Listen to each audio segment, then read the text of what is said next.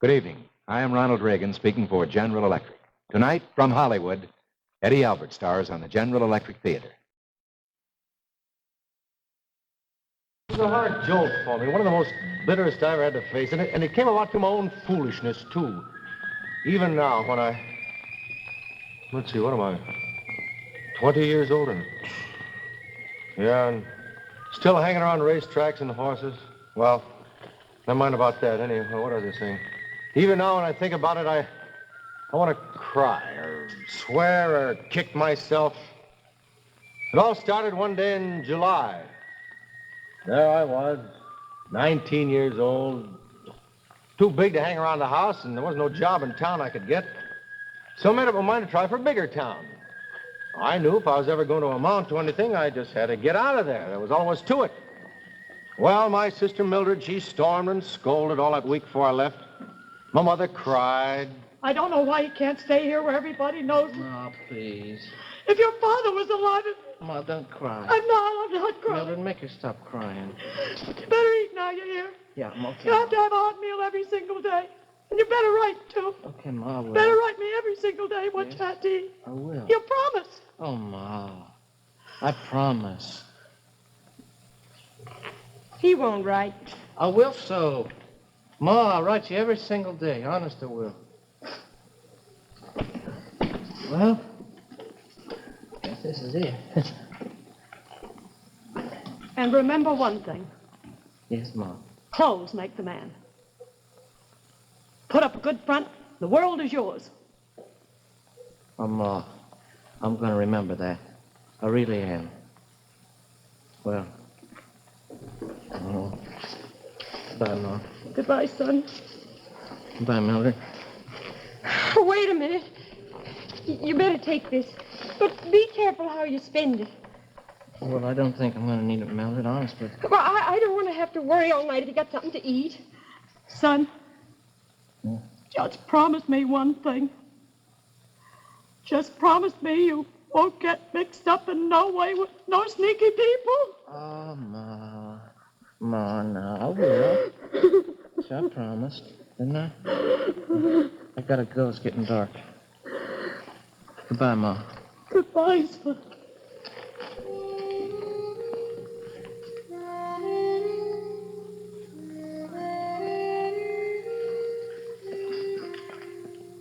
There are a lot of things you got to promise your mother when you go away.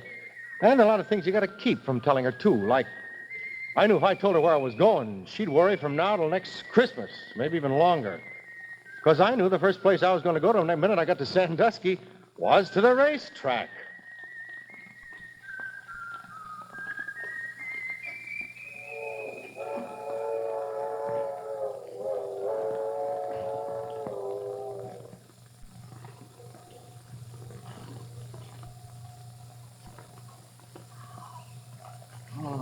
Hey, what are you doing here? Nothing. I was just... Well, I don't know. Well, don't you know better than to go fooling around here? Yeah, well, I didn't do nothing. I was just walking, that's That's all. a good way to get yourself shot, boy. I just got in town. I was looking for work. I thought maybe I could This find... time of night? I just got off a train there. Well, you better get out of here. I can tell you that right now. I didn't mean nothing. Honest, I didn't. I just wondered maybe if I might get out. All right. What kind of work you looking for? I want to be a swipe. You know anything about horses? Well, sure. What? Oh, well, they, sometimes, well, I don't know. How you expect to get yourself a job around horses if you don't know nothing about them? Well, I guess I don't know too much about them, but, well, I like horses. In fact, I really love them. And I just figured if I could get some work, I thought, then I could learn. I could learn right offhand. I could... Well, what I thought was that maybe you could help me. Maybe you could tell me where I could find some. You don't look none too strong, and that's the truth. You can't be too bright or you'd never want to be a swipe in the first place. Now, tell me, you know what a swipe does? He just cleans things up and, well, just helps around and all that sort of thing, I guess. Guess you don't even have a place to sleep tonight, do you? Well, see, I figured that I'd just, you know... Kind of what? Do you know I can just sleep just about any place? I can. I don't even care. I was going to sleep in them grandstands over there. On them hardboards? Why, you're the craziest boy I ever seen in my life. Now look at that. All this talking's got her nervous. I told you got to keep it quiet around horses, boy. They got nerves like a young girl. Didn't I tell you that? Well, yeah. Well, no. Well, no, you didn't tell me nothing. Well, I should have. Go on in there and get some sleep on that hay. I got to tell you everything. Now, we get up early in the morning around here, and I don't want to have nobody poking around all day with his eyes half closed. Well, go on, boy, if you're going. Thanks. Thanks an awful lot.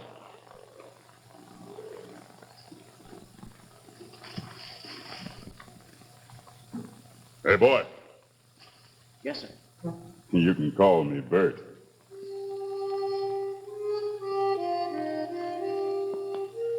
You know, sometimes I think that boys who was brought up regular, you know, at houses, and never had a fine friend like Bert, well, they go to high schools and colleges, that's true, but they've never come walking down in front of a grandstand. You know what I mean? Oh, what's the use of talking? Such fellas just don't know nothing at all.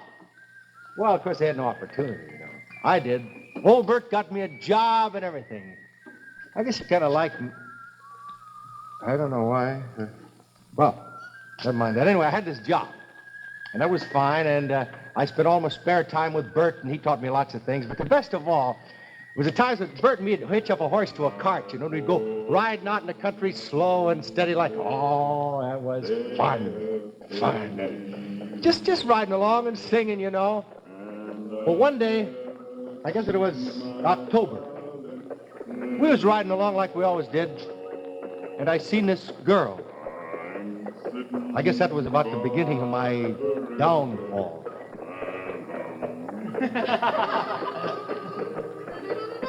Here, let me see, catch it. Go and get it. Here. That's right, and catch it. Oh, good.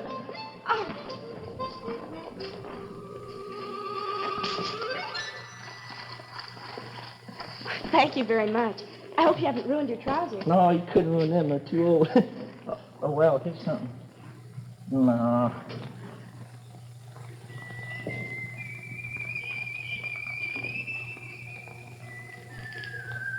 Well, I better get on back, because if I don't, I'll have to walk back to town.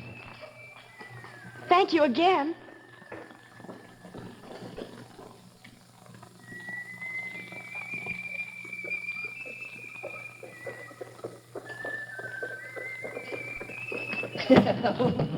Yeah, keep it up, boy. You're going to break your fool neck. Oh, my darling, that'll be great. What'd you say? What kind of way is that to ride a cart? You're riding, sit up and ride right. You're going to stare your eyes out, get off the cart and stare. I bet they're just about my age, too. Fancy clothes are playing ball in, for heaven's sake. Keep it up, boy. You're just asking for trouble. I bet that's kind of go to college and all. Sure don't seem stuck on themselves, though. You know that? Yeah, I've seen many a boy get himself burned on that candle. Gets around a racetrack, wins himself $1 or $2, and first thing you know, he's trying to be 2 or 3 other things. You better learn this, boy. You are what you are, and they are what they are. The look on your face when you seen that girl. You should have seen it, boy. Bert, I don't want you to call me boy no more. Oh, Bert was right. I knew he was right as soon as he said it, but I wouldn't listen to him. Not me. I want to get a new job now. Some fancy clothes and... what's the use of talking?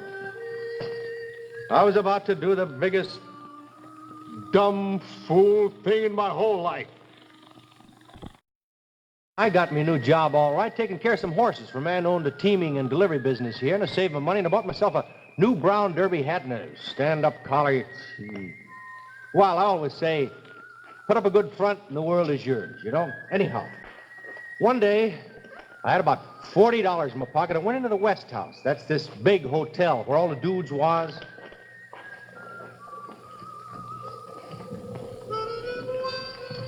Give me about 3 of them 25-cent cigars.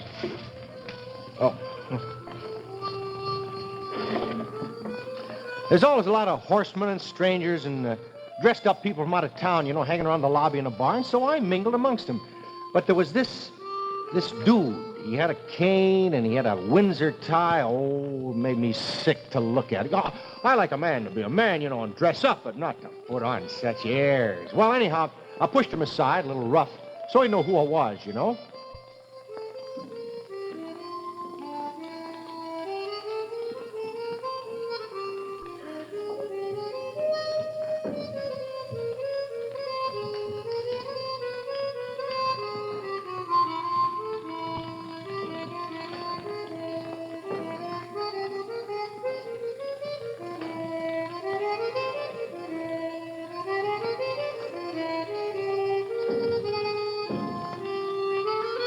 And I had me a drink of whiskey.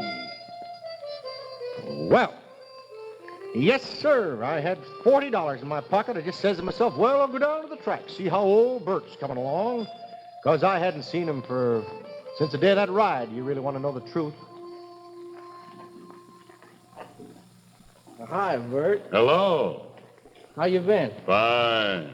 Gee, I haven't seen you in long time. You look good.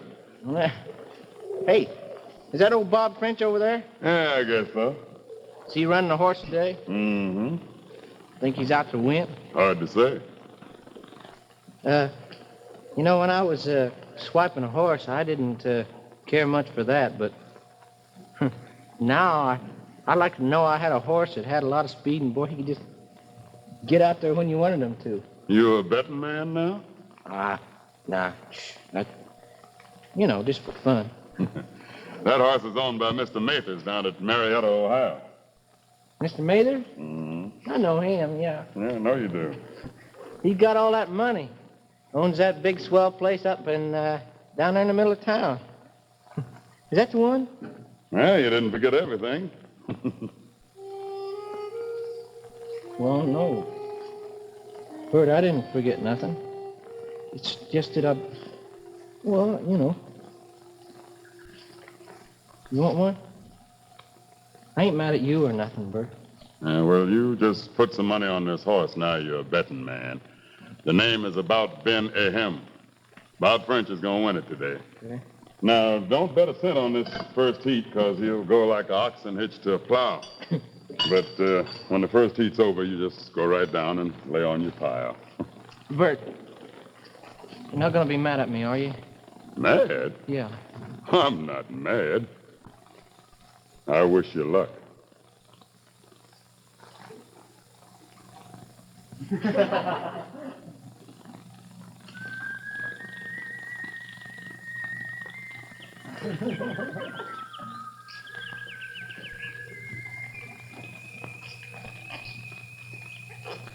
Hello. Hello. This is Miss Eleanor Woodbury, my best friend, and my brother Wilbur. This is... Yeah. I'm sorry, but I don't seem to... Well, Mathers. Yeah, Waller Mathers. I'm from Marietta, Ohio. Oh, you're from out of town, too. Yeah. So are we. We just came down for the day to visit Miss Woodbury. Oh, won't you join us, Mr. Mathers? We have a box in the grandstand. Well, I usually watch the races right from here. See, I told you. People who know what they're doing never go near the grandstands. Here's where you get all the inside information. Isn't that right, Mr. Mathers. Waller Mathers. Oh, do you have a lot of inside information, Mr. Mathers? Well, I guess you would say a lot of information. Yeah. I'm afraid we don't have any information. In fact, none of us have ever been to the track before. Well, in this next race, there's this horse. About Ben Ahem. He's, well, if I were you folks, I wouldn't put a cent on him in this first heat, because he's probably going to run like a oxen hitched to a plow. Yeah. Well, anyway, after this heat's over, though, I'd get right down there, and I'd lay on my pile. I don't know what come over me. I guess it was their swell names and everything got me off my trolley, but I couldn't make her out for a boob. Could I? Anyway, first thing I knew, I was telling all three of them the smashingest lie you ever heard. My father owns that horse. Yes, sir. He just lets him out to Bob French for racing purposes. See, my family's proud, and they never went into racing in this way with their own name. You know what I mean? And then I went the whole hog. I told him about our place down at Marietta and the big stables and the grand brick house up on the hill overlooking the Ohio River. Well, I knew enough not to do it in no bragging way, you understand. What I did was to start things off and then let them drag the rest of it out of me. Oh, I told them my father had suspected maybe this Bob French wasn't on the square, you understand, and he had sent me down from Sandusky on the sly to find out what I could. Well, anyhow, up come this first heat, and sure enough, this about Ben Ahem, he pulled up in a back stretch like he was a wooden horse or a sick one anyhow, and he come in to be last. Well, do we bet now? Hey, would you mind running down and putting this on for me, too? I don't want to go down there because I figure I don't want Bob French to see me. Oh, sure. I want to bet some of my money, too. Well, I wouldn't put on too much because this Bob French, he's, I wouldn't trust him too much. Well, if you're going to bet, Walter. Walter, that was a laugh. No, I really mean, what a boob I am. There ain't any such guy like Walter, named Walter Mathers, and there never was one. And if there was one, I'd go right down to Marietta tomorrow and I'd shoot him. Because that fool horse won. That just made things worse. Now this Wilbur is inviting me to dinner with them all in some little place they knew about by the railroad track with a beach around it and all. And sure enough, there I was, drinking champagne and all. Oh, but to tell you the truth, I don't think I could tell you a thing I ate. I mean, I just didn't taste nothing. And I don't think Lucy did either. We just sat there looking at each other. All I could think about was that train coming at 10 o'clock and it getting later and later and she having to be on it. And I just had to tell her the truth, who I was, before she got in that train. I just wanted to cry. You know, there's a girl, kind of a girl you meet just once in your life, and if you don't get busy and make some hay, well, you're done for once and for all. You might as well jump off a bridge.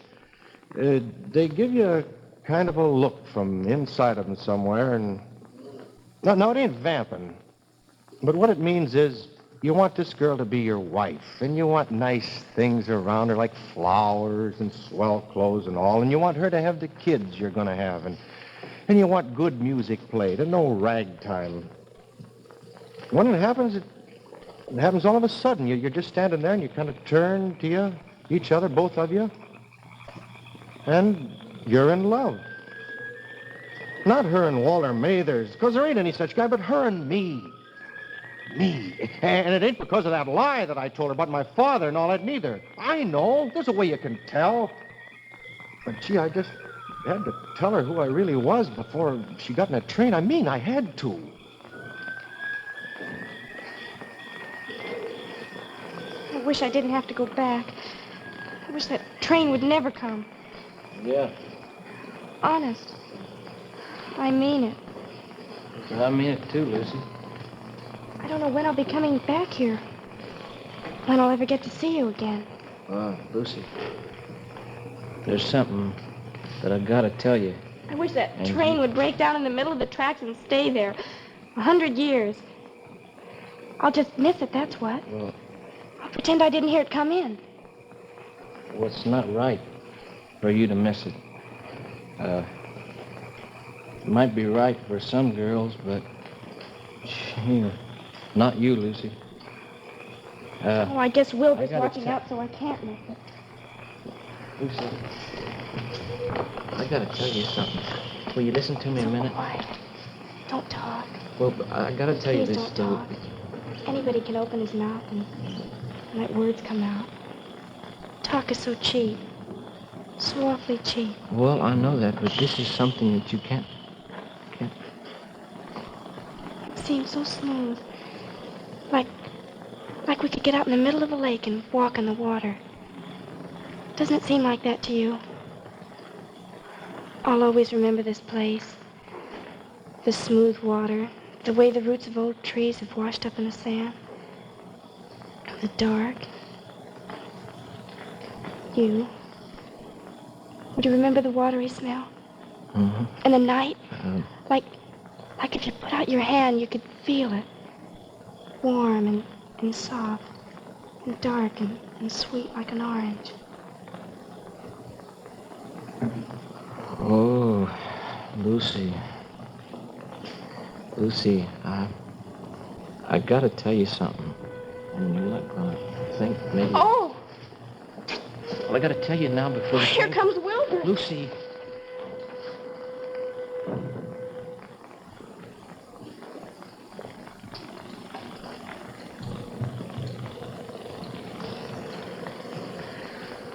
Oh, Lucy. I know what you want to tell me.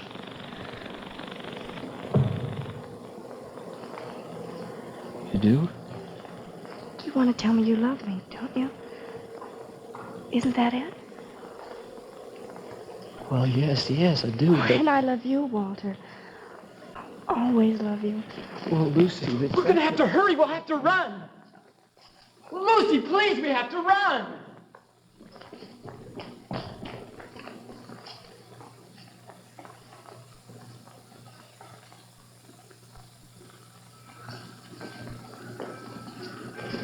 Come on, hurry up. It won't be long because you'll write. Then I'll write you. I don't know where to write, Lucy. I don't know where to write to. Well, I know where. I'll write. Walter Mathers, Marietta, Ohio. But Lucy, I'm not Walter. I could have run after that train, sure. I'd have made Dan Patch look like a freight train after a wreck. But socks almighty, why should... Did you ever see such a fool? Well, how could I tell her? I got a chance like a hay barn fire I have. And suppose she does write to me down there in Marietta. The letter's going to come back. Stamped on the front of it there by the USA. There ain't any such guy or whatever it is they stamp on the... Me trying to pass myself off as a big swell to her. As decent a person as God ever made. I'll bet you what. If I was to get an arm broke right now or to have a train run over my foot, I wouldn't call no doctor. I'd just sit here and let it hurt and hurt. That's what I'd do. I'll bet you what. If I hadn't seen that dude with that cane, I'd never been such a fool as to go and tell such a lie that could never be made straight, you know, to a lady like her.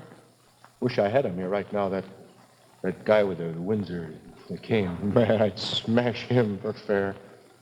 He's a big fool, that's what he is. And if I'm not another, you just go find me one, and I'll give up working and be a bum and give him my job. Because I don't care nothing for working and earning and saving money for no such boob as myself.